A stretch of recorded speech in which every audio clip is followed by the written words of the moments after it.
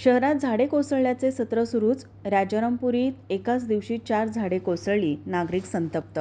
नोकरी असो वा लग्न, चष्म्याची अडचण आता होऊ देऊ नका. नंदादीप नेत्रालयात या आणि तुमच्या चष्म्यापासून मिळवा कायमची मुक्ती. कारण आता चष्मा घालवण्याची लासिक शस्त्रक्रिया फक्त 32,999 रुपयात. शिवाय 5,000 रुपयांपर्यंतचे लासिक स्क्रीनिंग अगदी मोफत. ऑफर मर्यादित कालावधीसाठी. तर वाट कसली बघताय? आजच कॉल करा 92 2000 1000. नंदादीप नेत्रालय, न्यू शाहूपुरी, कोल्हापूर. दृष्टी म्हणजे नंदादीप.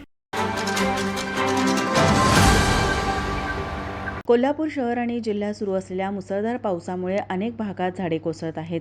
कोल्हापूर महापालिका प्रशासन अखेर कधी जागे होणार? शहरात एकापाठोपाठ एक झाडे कोसळण्याचे सत्र सुरूच असून पालिका प्रशासन मात्र नागरिकांचा जीव जाण्याची वाट पाहते का, असा संतप्त सवाल आता कोल्हापूरकर विचारत आहेत. झाड कोसळून जीवितहानी नाही, मात्र वाहनांचे मोठे नुकसान झाले आहे. आज पुन्हा राजारामपुरी परिसरातील 14वी गल्ली, 8वी गल्ली, 5वी गल्ली आणि 6व्या गल्लीत तब्बल 4 झाडे कोसळल्याची धक्कादायक घटना घडली आहे. यामध्ये वाहनांचे मोठे नुकसान झाले आहे. यापूर्वी ताराबाई पार्क आणि 2 दिवसापूर्वी उद्योग भवन परिसरातील झाड कोसळण्याच्या स्थितीत होते. मात्र नगरसेविका दीपाली घाडगे यांनी तत्परता दाखवत झाडाच्या फांद्या तात्काळ हटवून घेतल्या. काल राजारामपुरी 5वी गल्ली या ठिकाणी झाड पडले होते. यावेळी नगरसेविका प्रतिज्ञा उत्तुरे यांनी घटनास्थळी धाव घेऊन पालिका प्रशासनाच्या कारभारावर ताशेरे ओढले होते.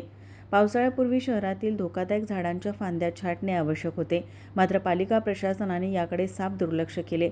शहरात सातत्याने घडणाऱ्या या घटनांमुळे नागरिकांमध्ये भीतीचे आणि तीव्र संतापाचे वातावरण निर्माण झाले आहे.